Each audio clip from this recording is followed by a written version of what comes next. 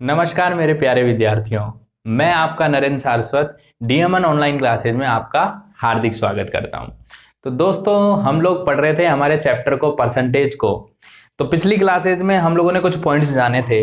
हमने वोटिंग से related question करे थे, तुम्हें याद ही होगा। वोटिंग से रिलेटेड हमने पिछली जो क्लास हो चुकी है उसके बारे में हमने जाना था, है ना। जो अभी जुड़े हैं मैं उनसे कहना चाहूंगा कि वो प्रीवियस क्लासेज जो है वो पहले देख ले मेरी, फिर हम लोग इस पर आगे बढ़ेंगे। फिर इन वीडियो को बाद में देखना, है ना। उनका लिंक जो है मैं इस डिस्क्रिप्शन में आपको दे दूंगा। लेकिन फिर से मैं कह रहा हूँ, रेगुलरली बेटा, अगर जिसने वीडियो नहीं देखे हैं पुराने, पहले वो वीडियो देख ले, है ना। पहले उनको देखे तो ही हम लोग आगे बढ़ेंगे। तो उसके बाद हम लोगों ने जाना था कि वो हमने मिक्सचर वाले क्वेश्चन करे थे। मिक्सचर्स पर बेस्ड जो क्वेश्चन आते हैं उनके बारे में जाना था। तो अब तक 39 क्वेश्चंस हम लोग लगा चुके हैं। अगर आपको याद ही होगा तो उनसे बेस हम लोगों ने क्वेश्चंस लगाए हैं। क्लियर हो रही है सबको ये बातें? हाँ या ना? समझ में आ रहा है ना सभी को जो हम लोग पॉइंट्स पढ़ रहे हैं? तो मैं आप लोगों से कह रहा हूं, तो आप लोगों ने क्वेश्चन नंबर 40 आप लोगों ने सभी ने ट्राई किया होगा। मैंने आपको ऐसे क्वेश्चन को सोल्व करने के लिए दो से तीन तरीके भी होते हैं। तीसरा तरीका तो मेथड है ही, उसको हम अप्लाई करते हैं। बाकी मैंने कॉन्सेप्ट बताया, एलिगेशन मेथड से भी सोल्व करना बताया, जल्दी से कैसे सोल्व कर सकते हैं वो भी मैंने आपको समझाया था। Question number 40, in 40 litre of a mixture of milk and water, the quantity of water is 10%. How much water should be added so that the new mixture may contain 20% of water? Question में बोला है दूध और पानी के 40 litre के मिश्रण में जल की मात्रा 10% है। कितना पानी मिलाया है कि नए मिश्रण में पानी की मात्रा 20% हो जाए? तो क्वेश्चन नंबर 40 में जैसा बोला गया वैसे ही हम लोग ट्राई करने जा रहे हैं। तो क्वेश्चन को पढ़ो ध्यान से। 10%, 40 लीटर में 10% वाटर है। 40 लीटर में 10% वाटर है। देखो, मैं एक बार, आप चाहो तो मैं फिर से पूरा मेथड समझा सकता हूं इस पूरे क्वेश्चन का। तो चलो मैं एक बार फिर से बता दूं, जिससे जो इस क्वेश्चन को देख पा रहे हैं वो कुछ इस तरीके से कहोगे, भाई टोटल सॉल्यूशन टोटल हो चुका है 40 लीटर। इसमें 10% अगर हमारे पास वाटर है, मतलब 4 लीटर अगर वाटर है, वाटर बेटा 4 लीटर हो चुका है, तो बाकी का बचा हुआ 90% मिल्क होगा। मिल्क को हिंदी में बोलते हैं दूध, ठीक है ना। और पानी बोलते हैं वाटर को हिंदी में, ठीक है ना। और इसका हो जाएगा 36 लीटर। क्वेश्चन में कहा है कितना पानी और मिला है। मान लो पानी पहले 4 था, x लीटर पानी और मिला दिया, तो 4 + x हमारे पास अब पानी हो चुका है, ठीक है। कितने सॉल्यूशन में? सॉल्यूशन भी तो बढ़ गया भाई। सॉल्यूशन पहले 40 था, अब x लीटर पानी और आ गया, तो अब सॉल्यूशन हो गया 40 + x का। जब मैं परसेंटेज निकालूंगा तो क्वेश्चन में कहा है कि भाई वाटर जो है अब 20% हो गया। आ गया सभी को समझ में? भाई 4 + x, 40 + x का कितना परसेंट? बराबर 20%। तो 20 का भाग आप लोग देख रहे होंगे सर 5 बार, ठीक है ना। इसको गुणा करते हैं, 40 + x को उधर भेजते हैं, तो 20 + 5x बराबर हो चुका है 40 + x। आप लोग सारे समझ पा रहे होंगे। 4x बराबर हो चुका है 40 के, सॉरी 20 के। 20 कैसे आया? 40 में से 20 गया तो 20 आ जाएगा, है ना। तो आंसर आएगा x बराबर 20/4, मतलब 5 लीटर। तो एक 10th क्लास का बच्चा कुछ इस तरीके से सोल्व करता है इस क्वेश्चन को। बाकी इस क्वेश्चन को सोल्व करने के लिए मैंने आपको एक और तरीका बताया था, याद करो। मैंने बताया था जिसको नहीं मिलाते हैं, जिसको नहीं मिलाते हैं उसका परसेंटेज। तो हमने पानी तो मिलाया है, तो दूध का परसेंटेज चाहिए हमको। तो तुम बताओ, सॉल्यूशन में 10% पानी है तो 90% दूध हो गया, तो 40 का 90% दूध है। आ रहा है सभी को? तो जिसको नहीं मिलाते हैं उसका परसेंटेज, अगर जिसको मिलाया गया उसका परसेंटेज दिया गया है तो दूसरे का निकालने के लिए 100 में से घटा दो। जैसे इसमें पानी को मिलाया गया है तो दूध का परसेंट निकालना है, तो 10 में से 100 में से 10 घटाओ तो 90% हमारे पास 40 लीटर का 90% हमारे पास दूध है। तो इसी तरीके से अगर मैं x लीटर पानी मिला देता हूं तो अब सॉल्यूशन हो गया है 40 + x। बोलो अब सॉल्यूशन कितना हो गया? 40 + x। इसका दूध, अगर पानी अगर 20% हो गया तो दूध इसका 80% हो गया। बस ये दूध, ये भी दूध, 100 से 100 कैंसिल आउट। 40 का भाग आप लोग देख पा रहे हो, 80 में 2 बार, 2 का भाग इसमें 45 बार। अब इस 40 को उठा के यहां लेके आओ, तो x बराबर 5 लीटर इस सवाल का आंसर। ऐसे भी बताया वन लाइनर में। इसको मैंने एक और तरीके से बताया था, याद होगा तो, एलिगेशन मेथड। बोलो कौन सा मेथड? Alligation method. तीसरा पॉइंट, एलिगेशन मेथड से सोल्व कर सकते हैं इस क्वेश्चन को। कैसे? कि बताओ सॉल्यूशन में, टोटल सॉल्यूशन में पानी कितना परसेंट है? तो आप कहोगे पानी है सर 10%। मिक्स की गई कंसंट्रेशन में पानी कितना परसेंट है ये बताओ। मिक्स किए गए कंसंट्रेशन में पानी है 100%। भाई पानी मिक्स कर रहे हैं तो वो तो 100% होगा। मिलाने के बाद पानी कितना परसेंट हो गया? 20%। क्रॉस में घटाओ, 100 में से 20 गया तो यहाँ 80, 20 में से 10 गया तो यहाँ 10, तो दोनों 8:1 में है। तो आप बताओ अगर 8 यूनिट टोटल की तो 1 यूनिट पानी की मिलाई है। सॉल्यूशन को रिप्रेजेंट करने वाला टोटल सॉल्यूशन है वो 40 लीटर है। तो 40 तो 8 की वैल्यू है, गुणा 1 से कर देंगे, आंसर आ जाएगा हमारे पास 5 लीटर। ये आंसर हमारा। अब ये बताओ सभी को भाषा क्लियर हुई? पॉइंट समझ में आया? बेटा वो पॉइंट समझ में आ जाना चाहिए, और कुछ ना हो या ना हो, बस पॉइंट समझ में आ जाना चाहिए। नेक्स्ट क्वेश्चन पर आते हैं। क्वेश्चन नंबर 41 ट्राई करेंगे सभी। अब क्वेश्चन में बोला गया, देखो क्वेश्चन नंबर 41 है ना, देखना है क्वेश्चन में क्या बोला गया है। क्वेश्चन नंबर 41 बोला गया है ताजे फलों में 72% पानी है, सूखे फलों में 20% पानी है। 100 किलोग्राम ताजे फलों से कितने सूखे फल प्राप्त किए जा सकते हैं? फल जानते हो तुम लोग? फल जैसे अगर मैं बात करूं कि तरबूज की बात करता हूं, ऐसा होता है तरबूज है ना, तरबूज ये तरबूज है। अब मैं कहने जा रहा हूं इस तरबूज को ताजा तरबूज में और सूखे तरबूज में फर्क होता है क्या? अभी भी मैं तरबूज खरीदा है, इसको 20 दिन के लिए अगर मैं बाहर धूप में रख दूं तो सूख जाएगा ना, कुछ चेंजेस आएंगे। किस में आएंगे चेंजेस? तो तरबूज के अंदर दो चीजें होती है, एक तो उसका गूदा और एक उसका पानी। मैं फिर बोलने जा रहा हूं, उसका गूदा और उसका पानी। पल्प इंग्लिश वर्जन में पल्प बोलते हैं, पानी तो वाटर होता ही है। अब मैंने कहा इसको सुखा दो आप, 20-25 दिन के लिए आप लोगों ने सुखा दिया इसको, मान लो सूखने पर रख दिया, तो भाई इसमें वेट में चेंज आ जाएगा। मान लो तुमने जब तरबूज खरीदा था वो 3 किलो का, अब वो सपोज करो 2 किलो का, तो 1 किलो क्या गया? पानी वेपराइज हो गया, चला गया पानी। तुम्हें समझ में आ रहा है या नहीं आ रहा है? तो अब पानी कम रह गया हमारे पास, हाँ या ना? बात समझ में आ रही है ना? तो चेंज किस में हुआ? आप कहोगे पानी में। किस में चेंज नहीं हुआ? गूदे में। गूदा जो पहले था, पल्प जो पहले था, वही अब है। तो मैंने इस क्वेश्चन को फिर बोलना है, एक बार फिर से सुनेंगे। ताजा फलों में 72% पानी है, ये लिखा मैंने आपके सामने क्वेश्चन नंबर 41। भाई एफ का मतलब हो गया फ्रेश फ्रूट, डीएफ का मतलब हो गया है ड्राई फ्रूट्स, सूखा फल। ताजा फल में, ये लो ताजा फल, हिंदी में भी लिख देता हूं, ताजा फल में और एक सूखा फल है, ठीक है ना। ताजा फल में हमारे पास क्वेश्चन में बोला गया है कि भाई 72% पानी है। बोलो कितना परसेंट पानी? 72%। अब मैं कह रहा हूं पानी जो है इसमें 72% है, ये पानी है, W मतलब पानी, 72% पानी है, ठीक है ना। ताजे फल में 72% पानी है, तो पल्प कितना है ये बताओ? पल्प जिसको हम लोग बोलते हैं गूदा, गूदे में कितने हैं? तो आप कहोगे कि भाई 28% हमारे पास गूदा है उसका। किसमें? फ्रेश फ्रूट में। अब मैं ड्राई फ्रूट्स की बात करने जा रहा हूं। ड्राई फ्रूट्स में बताएंगे सभी। तो ड्राई फ्रूट्स में कितना पानी बताया गया? वाटर कितना बताया गया? ड्राई फ्रूट्स में पानी बताया गया 20%, पानी बताया गया है 20%। कुछ समझ में आ रहा है? तो बताओ गूदा कितना है, पल्प कितना है? तो सर इसका पल्प हो जाएगा कितना? 80%। और चेंज किस में होता है? बोलेंगे सभी चेंज किस में? 72% पानी, तो चेंज किस में होता है? पानी में चेंज होता है हमेशा, गूदे में कोई चेंज नहीं होता है।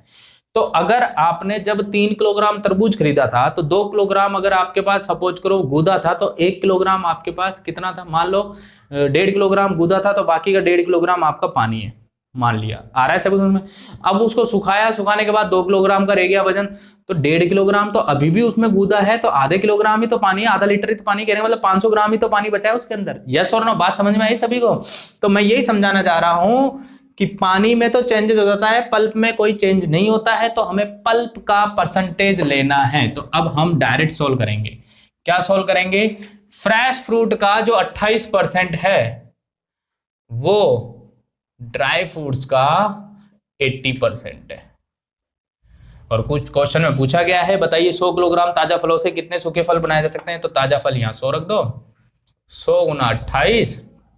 अब ये 100 से 100 आप लोग चाहो तो काट दो, बटे में आ गया 80, बराबर आ जाएंगे सूखे फल, और ये हमारा आंसर। तो 20 चौक 80, 20 पंजे 100, 4 का भाग यहाँ 7 बार, तो ड्राई फ्रूट्स आएगा निकल के अपने पास 35 किलोग्राम। सर 35 kg जो आएंगे वो ड्राई फ्रूट्स निकल के आ जाएंगे। ये हमारा इस सवाल का जवाब हो गया। भाषा समझ में आई? क्या समझ में आया तुमको? आपको ये बात क्लियर हो गई होगी कि ताजे फलों से सूखे फल बनाए जा सकते हैं। कितने सूखे फल बने हैं ताजे फलों से, तो भी हम निकाल सकते हैं। क्वेश्चन में कहा गया 35 किलोग्राम सूखे फल निकालने के लिए कितने ताजा फल चाहिए, तो 100 किलोग्राम। इसी एक कॉन्सेप्ट से हम लोग सॉल्व कर लेंगे। तो पल्प में नो चेंज, तो उसकी परसेंटेज वैल्यू, ये हमारा आंसर हो जाएगा। नेक्स्ट क्वेश्चन पर बढ़ते हैं हम लोग आगे। आओ सारे के सारे अगले प्रश्न की ओर आते हैं। क्वेश्चन नंबर 42 पर आ जाओ सारे के सारे। अब इस क्वेश्चन को आप लोग ट्राई करेंगे सभी के सभी। क्वेश्चन नंबर 42,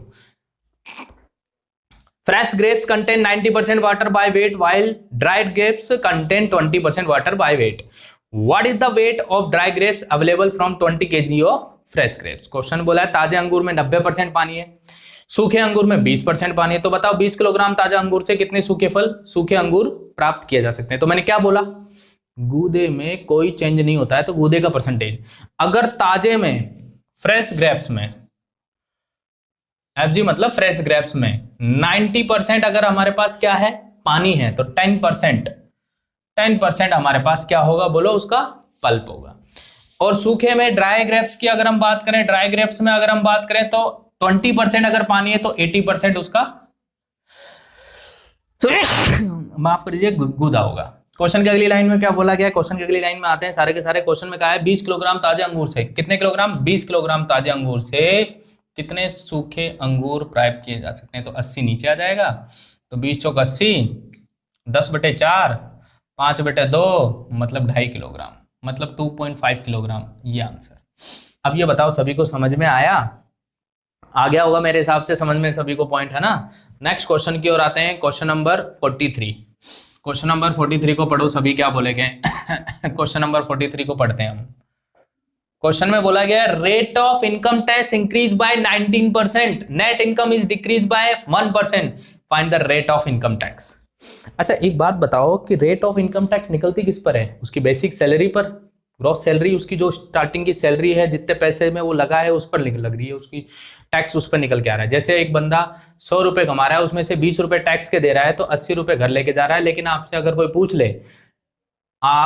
पूछ ले कि उसकी रेट ऑफ इनकम टैक्स कितनी होगी, तो 100 जो 20 लगी है, जो टैक्स लगा है 20 रुपए, वो 100 पर लगा है। जैसे मैं एक बार रिपीट करके दे देता हूं, जैसे सपोज करो अपन कहते हैं उसकी इनकम कितनी है, उसको 100 मान लेते हैं, इनकम 100 है, टैक्स अगर उसने 20 रुपए दे दिए, तो उसकी शुद्ध आय मतलब नेट इनकम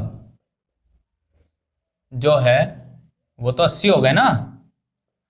जैसे 100 रुपए कमा रहा था, 20 रुपए टैक्स के दे दिए, तो उसकी शुद्ध आय नेट इनकम कितनी हो गई है 80। तो तुम बताओ ये जो टैक्स 20 रुपए दिए हैं वो किस पर दिए हैं, 100 पर दिए हैं, 100 पर ही तो दिए हैं, तो 20% उसकी रेट ऑफ इनकम टैक्स आ जाएगी। लेकिन इस क्वेश्चन में कहा गया है कि उसकी आयकर की दर में तो 19% की वृद्धि, आयकर की दर जो भी है, कहने का मतलब यह है कि भाई आयकर में तो 19% की वृद्धि और शुद्ध आय में 1% की कमी, शुद्ध आय नेट इनकम में 1% की कमी हो गई। तो क्वेश्चन में कहा है कि उसकी रेट ऑफ इनकम टैक्स कितनी है वो बताइए। अब मैं आपको जो मैं पूछना चाह रहा हूं वो बताइए। जैसे टैक्स ये है, आप इस चीज को ध्यान से देखना, टैक्स क्या है, टैक्स क्या है जल्दी बताओ, टैक्स कितना है 20 रुपए। मैं कह रहा हूं कि टैक्स आप 30 रुपए कर दो, मतलब टैक्स आपने 10 रुपए बढ़ा दिए। बोलो टैक्स कितना परसेंट रुपए बढ़ा दिए, 10 रुपए। फिर से बोलने जा रहा हूं, टैक्स कितना था 20, 10 रुपए बढ़ा दिए, 10 रुपए इंक्रीज कर दिए मैंने टैक्स के, 10 रुपए इंक्रीज कर दिया, मतलब गवर्नमेंट हमसे 30 रुपए टैक्स दे रही है। तो 100 रुपए अगर मैं कमा रहा था, दोबारा बोलो कितने रुपए कमा रहा था, 100 रुपए। मैं फिर बोलने जा रहा हूं कितने रुपए कमा रहा था 100, उसमें से टैक्स दे दिया 30, तो घर कितना लेके जा रहा हूं 70। तो नेट इनकम कम हो गई ना ऑटोमेटिक, कितने रुपए 10 रुपए ही कम होगी। मतलब जितने रुपए टैक्स में बढ़ते हैं ना, जितने रुपए टैक्स में बढ़ते हैं उतने ही नेट इनकम में कम होते हैं। फिर बोलने जा रहा हूं, जितने टैक्स में बढ़ते हैं उतने ही नेट इनकम में कम होते हैं। फिर रिपीट कर देता हूं, जितने रुपए टैक्स में बढ़ते हैं उतने ही नेट इनकम में कम होते हैं। कल को टैक्स को घटा दो, लो टैक्स अब गवर्नमेंट 10 रुपए कम ले रही है, मतलब टैक्स अब 90 ले रही है। कमा हम 100 रहे हैं, माफ करना, टैक्स अब 10 रुपए ले रही है। 20 अगर हम लोग टैक्स दे रहे थे, अब 10 रुपए ही टैक्स दे रहे हैं, कहने का मतलब 10 रुपए कम कर दिए टैक्स में, तो अब हम लेके जा रहे हैं घर पे 90। तो तुम लोग गौर से देखो, जितने रुपए मैंने टैक्स में कम किए उतने ही रुपए किस में बढ़ गए, नेट इनकम में बढ़ गए। तो कहने का मतलब हम जब टैक्स में जो चेंज करते हैं वही चेंज ऑटोमेटिक किस में होते हैं, नेट इनकम में होते हैं।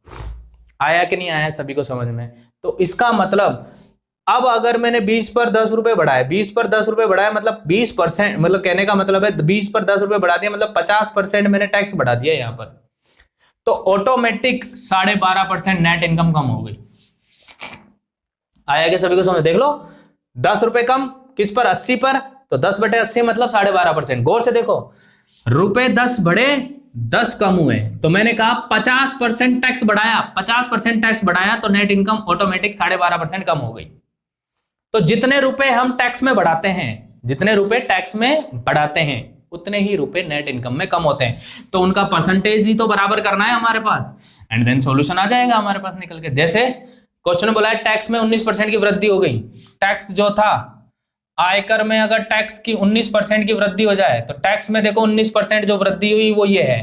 टैक्स का जो 19% निकाल के आऊंगा, जो रुपए आएंगे वो ही नेट इनकम का शुद्ध आय, जिसको हम बोलते हैं वो ही शुद्ध आय का, वो ही शुद्ध आय का कितना 1% होगा। कुछ समझ में आया कि नहीं आया?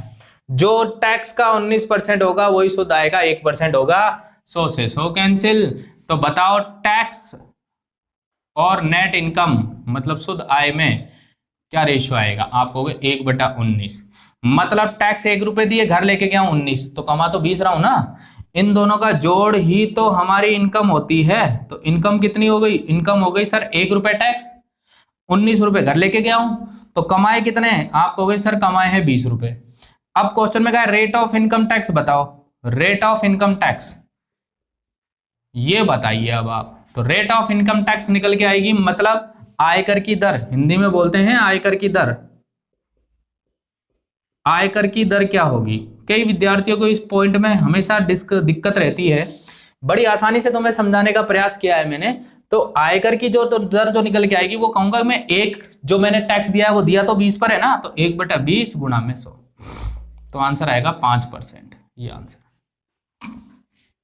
तो क्या समझा तुम लोगों ने? तुमने ये समझा टैक्स में जितना परसेंट बढ़ाते हो वो जो टैक्स का जितना परसेंट निकल के आएगा उतनी ही वैल्यू, नेट इनकम में जितना परसेंट घटा है वो नेट इनकम का उतना परसेंट जो निकल के आएगा वो वैल्यू दोनों बराबर होती है।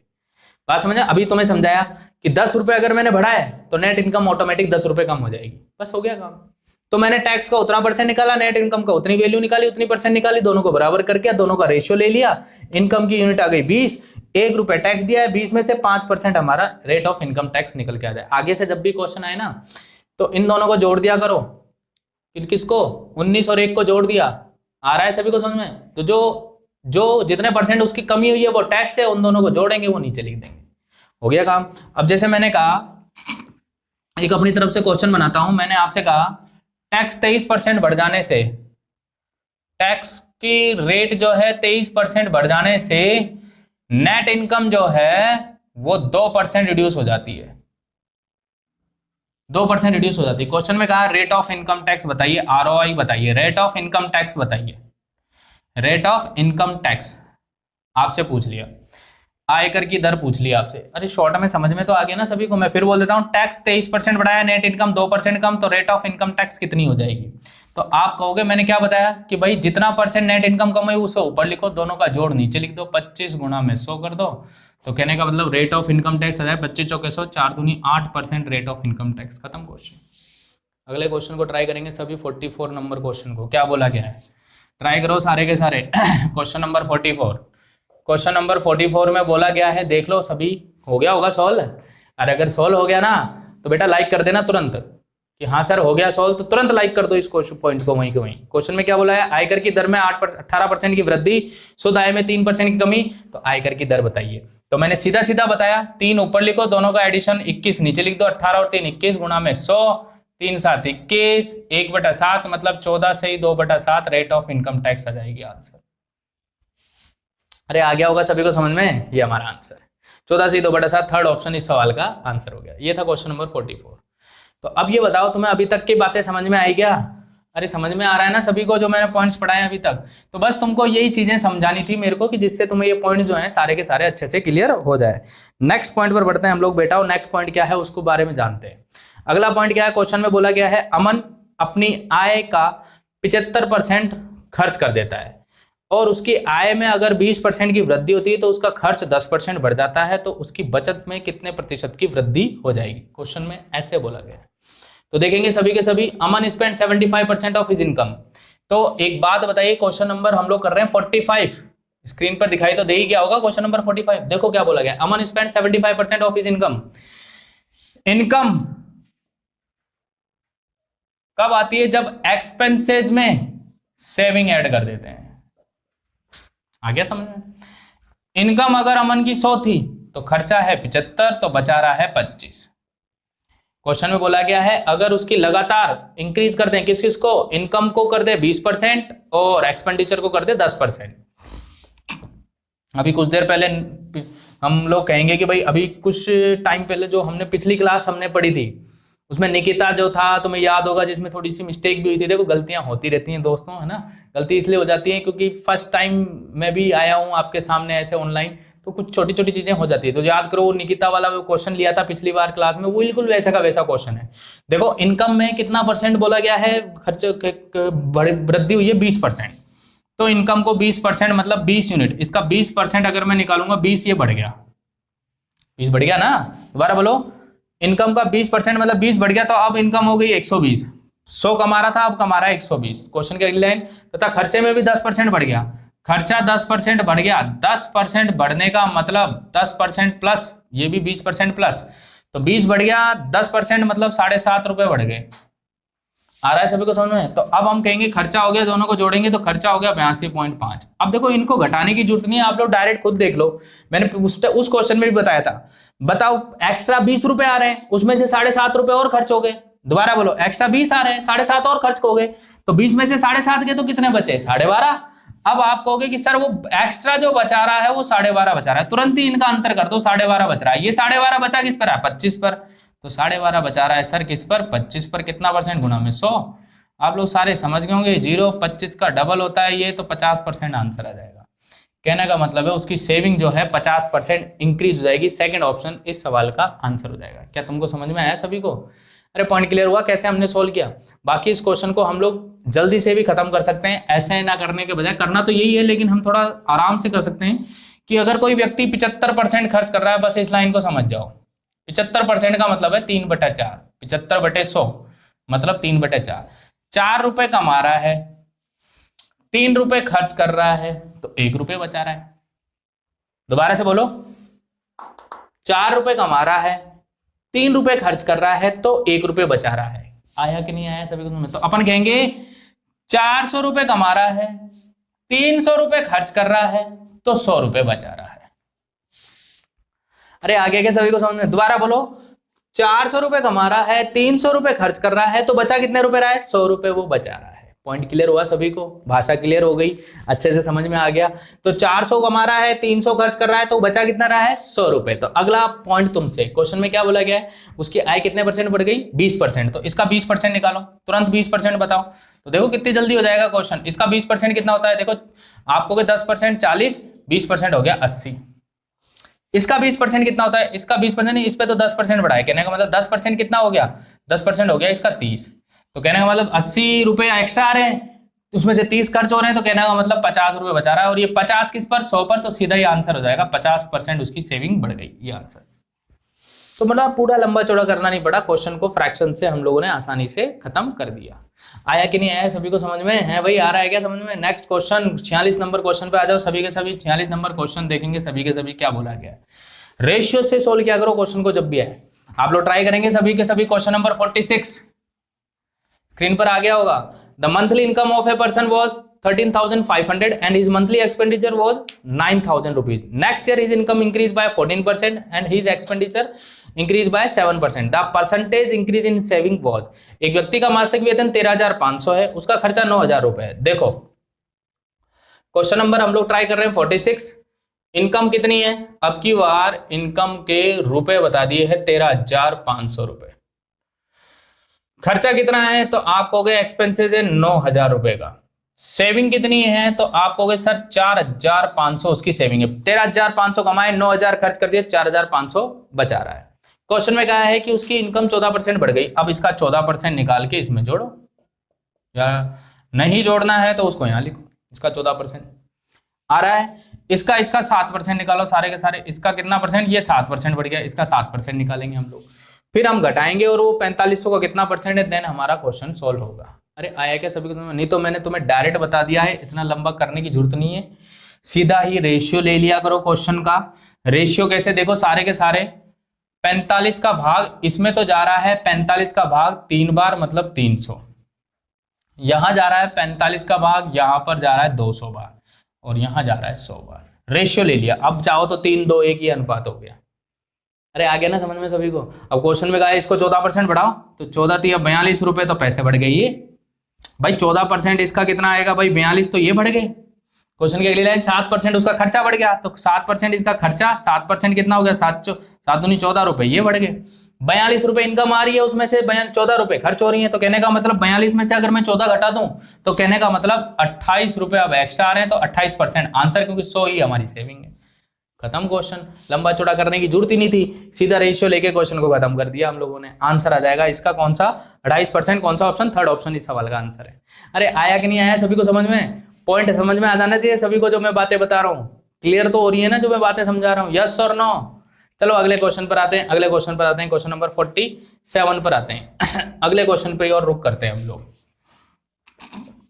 आओ सभी का सभी, क्वेश्चन नंबर 47 में क्या बोला गया है दोस्तों, देखो अच्छे से चीजों को समझो एंड देन कोई सी भी बुक उठाओ उसके क्वेश्चन ट्राई करो आप लोग। क्वेश्चन नंबर 47 पर आ जाओ, इन एग्जामिनेशन।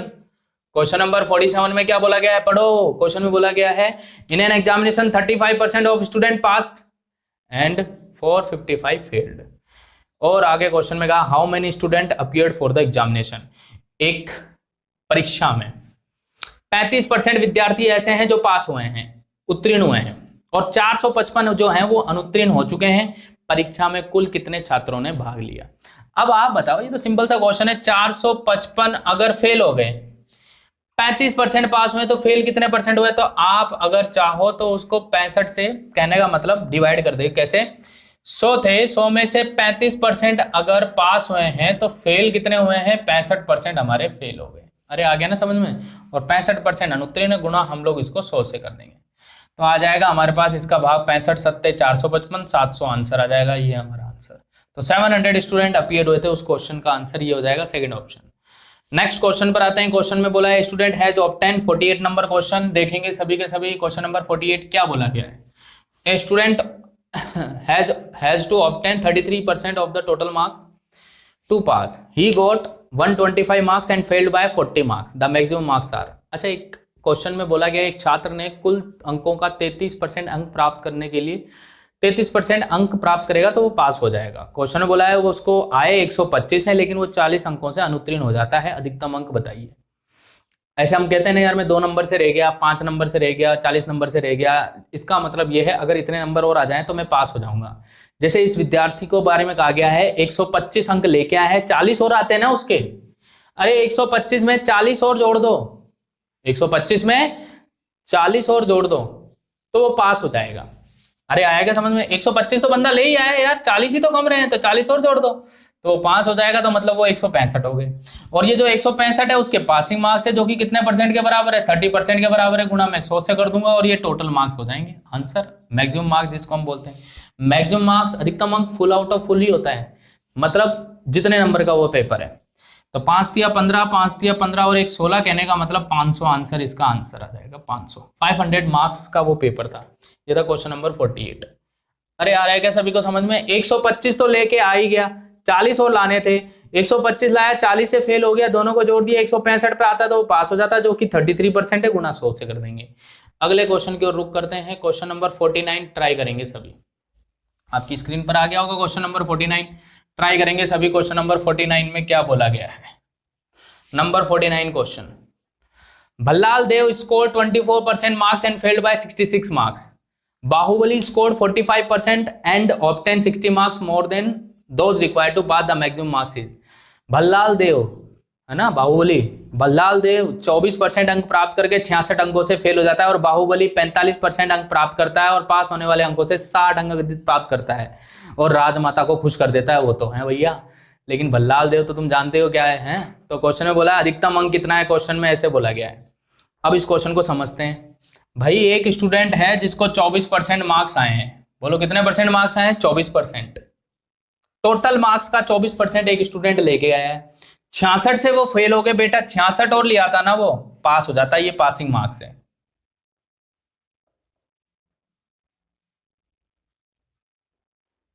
पास होने वाले अंक है। 24% तो वो ले ही आया, 66 और लिया था तो वो बेटा पास हो जाता। अरे आ रहा है क्या सभी को समझ में?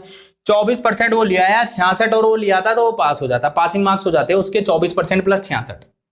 दूसरा कैंडिडेट जो है उसने 45% मिले हैं, उसको 45% मार्क्स मिले। अरे बोलो कितना परसेंट? 45% मार्क्स मिले हैं उसको, 45% मार्क्स मिले हैं और उसके अधिकतम अंकों से 60 ज्यादा है, मतलब 60 घटा दें तो वो उसका पासिंग मार्क्स, 60 ज्यादा लेके आए ना, 60 कम कर दो उसके, और ये बराबर है।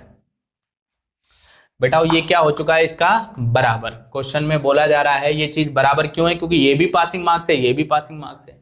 अब गौर से देखेंगे सभी 24% उधर जाएगा, 60 इधर आएगा, तो 66 में तो 60 जोड़ दो सारे के सारे, तो जैसे ही 66 में 60 जोड़ोगे तो ये हो जाएगा 126, और 45 में से 24 घटाओ तो 45 माइनस 24% की जो वैल्यू है ना वो बराबर है 66 प्लस 60 के बराबर, मार्क्स के बराबर है।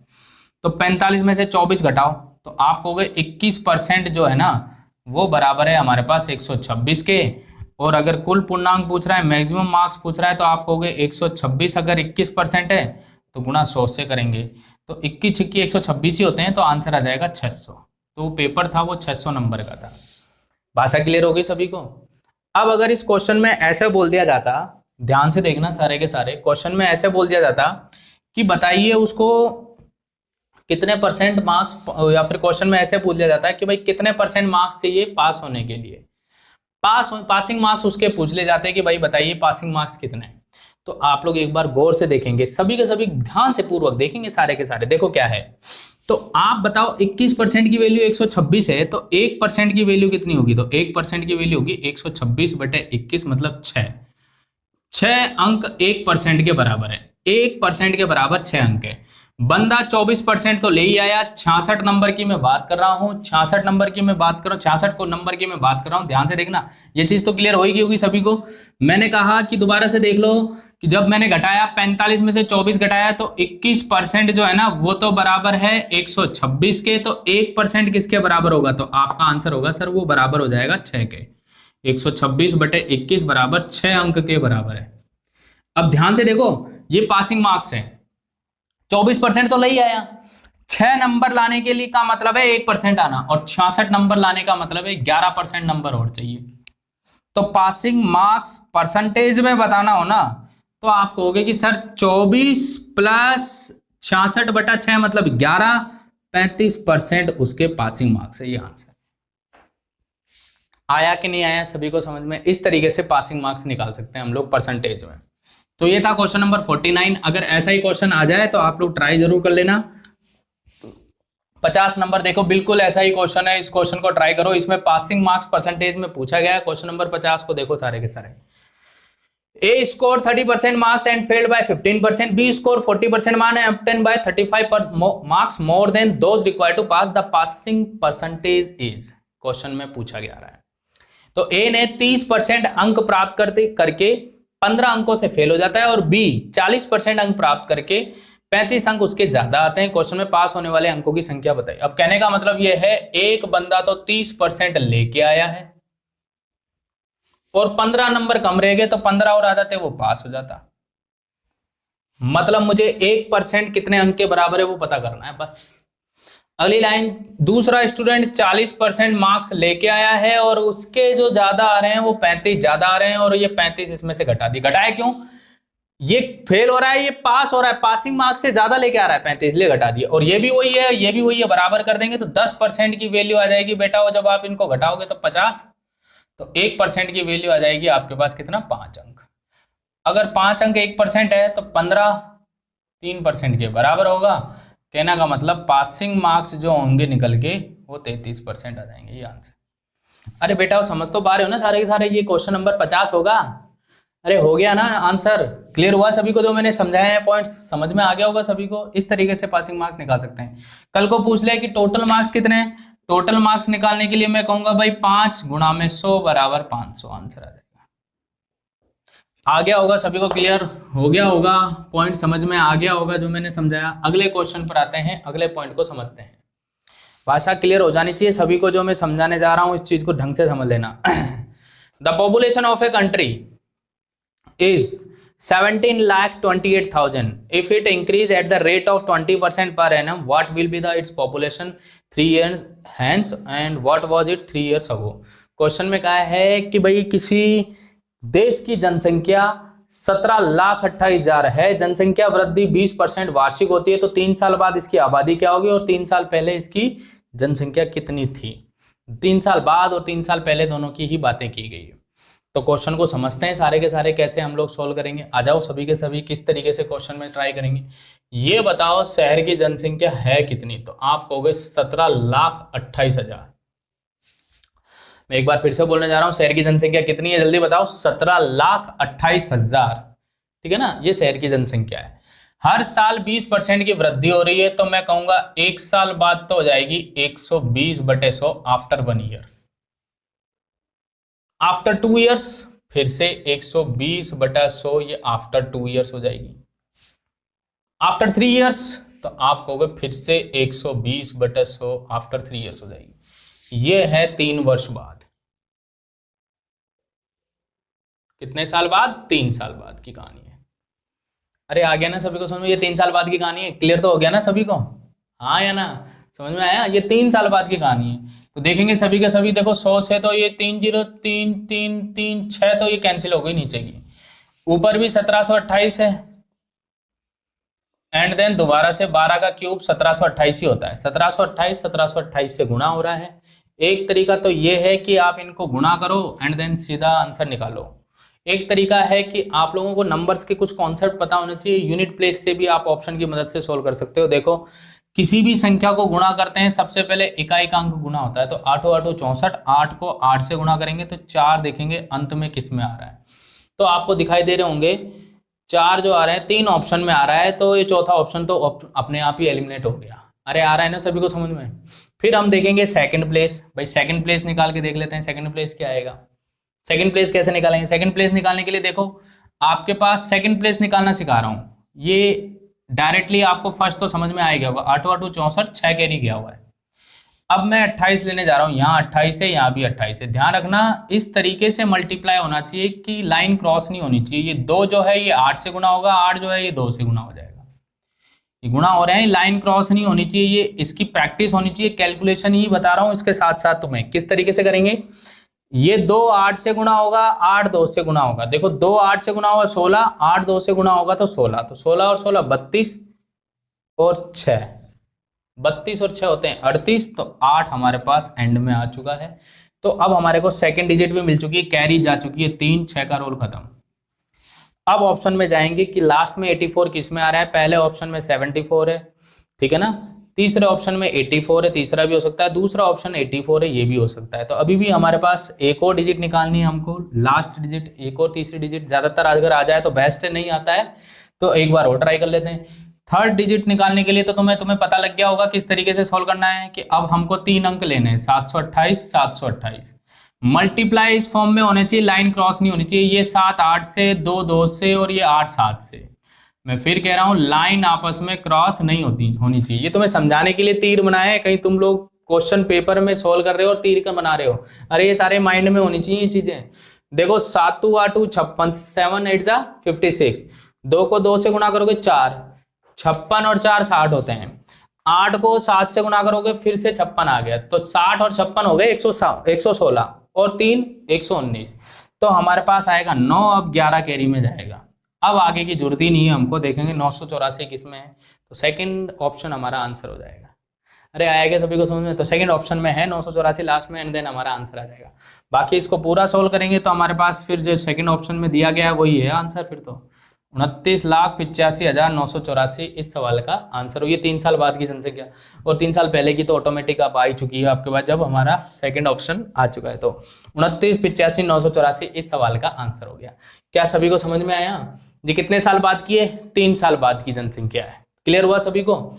समझ में आया ना कैसे मैंने तुम्हें समझाने का प्रयास बताया। मैं एक बार रिपीट कर देता हूं कैसे मैंने यूनिट डिजिट निकाली है, दोबारा से देखेंगे सभी के सभी।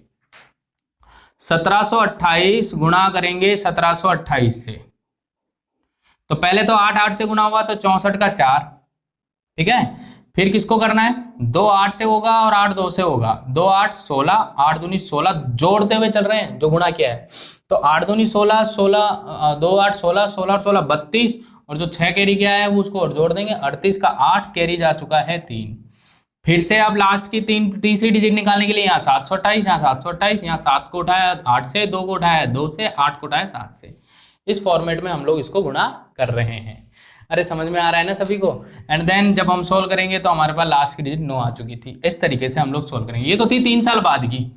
अब अगर पहले की बात करें, ये तो थी बाद की, 3 साल पहले की मैं बात करने जा रहा हूं। पहले की अगर बात करें तो प्रेजेंट पॉपुलेशन कितनी है? 17,28,000। इसको उल्टा कर दो बस, ये हो जाएगा 100/120 गुणा में 100/120 गुणा में 100/120। अरे आ गया होगा सभी को समझ में? आप लोग देख पा रहे होंगे सारे के सारे 3 जीरो तो कैंसिल हो गई। आ रहा है सभी को समझ में? अच्छा 12 का क्यूब हम लोग जानते हैं 1728, यहाँ भी बचेगा 1000, तो आपके पास आंसर आएगा 1000 को 1000 से गुणा करेंगे, और ये 3 साल पहले की जनसंख्या थी। 1000 को 1000। अच्छा अब यहाँ मत करने लग जाना कौन सा, वो इकाई का अंक निकालना, 0 को 0, फिर ये 2 प्लेस है ना, ऐसे माता 25 में मत करने लग जाना। इसका तो डायरेक्ट आंसर दे देंगे, 10 लाख आंसर है। उनका बता रहे हैं जिनका हम लोग जल्दी से नहीं निकाल सकते। पॉइंट क्लियर हो गया सभी को? तो 10 लाख इस सवाल का आंसर आ जाएगा। ये 3 साल बाद, 3 साल पहले। इसको उल्टा क्यों किया, मैं अब वो चर्चा करता हूं कि इसको उल्टा क्यों किया। देखो सारे के सारे हर साल इंक्रीमेंट हो रहा है, तो 3 साल पहले की जो भी जनसंख्या थी, मान लो x, तो इंक्रीमेंट हुआ है तो ये होगी 120/100। ये अब 2 साल पहले की हो गई। अब ये हो गई 120/100, और फाइनल ईयर जब इंक्रीमेंट हुई है तो इसका 120/100 बराबर हो चुकी है 17,28,000 के। अब ये टर्म वहां जाएगी तो नीचे हो जाएगी ना जाके। ऐसे हम लोग सॉल्व कर लेंगे। बाकी ये जनसंख्या वाले कॉन्सेप्ट कंपाउंड इंटरेस्ट पर बेस जब हम क्वेश्चन करेंगे तो उसी से ही रिलेटेड पॉइंट है। क्लियर हो गया सभी को जो मैंने पॉइंट बताया? अरे समझ में तो आ रहा है ना सभी को जो मैं समझाने जा रहा हूँ? भैया अच्छे से पॉइंट क्लियर हो जाने चाहिए जो मैं तुमको समझा रहा हूँ, है ना। नेक्स्ट पॉइंट पर आते हैं हम लोग। आ जाओ अगले क्वेश्चन की ओर ट्राई करते हैं। क्वेश्चन में बोला गया जनसंख्या वाले क्वेश्चन, पॉइंट क्लियर हुआ सभी को? आप लोग अब इस क्वेश्चन को ट्राई कर लो। क्वेश्चन में बोला है किसी शहर की जनसंख्या 1,76,400 है, 5% इसकी वृद्धि होती है, तो 2 साल पहले शहर की जनसंख्या कितनी थी? तो आप कहोगे 1,76,400 अगर जनसंख्या है, ये हमारे पास किसकी है? शहर की जनसंख्या है ये। क्वेश्चन की अगली लाइन में क्या बोला गया है? बोला गया है इसमें हर साल कितने की वृद्धि हो रही है? 5% की। तो 5% की वृद्धि तो 2 साल पहले तो 100/105 गुणा 100/105, ये 2 साल पहले की जनसंख्या। इसको सॉल्व करने जा रहा हूं। देखो आप लोग 5 का भाग 20 बार, 5 का भाग यहाँ भी 20 बार, सॉरी यहाँ तो 21 बार, यहाँ 5 का भाग 20 बार और यहाँ 21 बार। 21 का स्क्वायर 441 होते हैं। यहाँ आ गया 21 गुणा 21 441 गुणा होने पर। अरे आ गया ना समझ में? अब आप लोग खुद देखो, देखो सारे के सारे 441 का 4 गुना 1764 मतलब 400 बार, और 400 का स्क्वायर 400 गुना 400, 4 का स्क्वायर 16 और फिर 4 जीरो, तो 1,60,000 ये हमारा आंसर, ऑप्शन सेकंड इस सवाल का आंसर। बताओ जनसंख्या के ये वाले क्वेश्चन आज जो पढ़ाए हैं तुम्हें समझ में आए अभी तक के पॉइंट? भाई दबा के बंदों को बताइए, अच्छे से बताइए, जिनको ये बातें क्लियर हो रही है कि हम लोग परसेंटेज ने पढ़ा है, अच्छे से समझ में आ रहा है, तो सबको बताइए अच्छे से। अब ये बताइए सभी को पॉइंट क्लियर हो गया है? हाँ भैया अच्छे से प्रैक्टिस करते रहो। कोई दिक्कत आए तो कमेंट जरूर करिए आप लोग, ठीक है। Wish you very all the best. Thank you so much.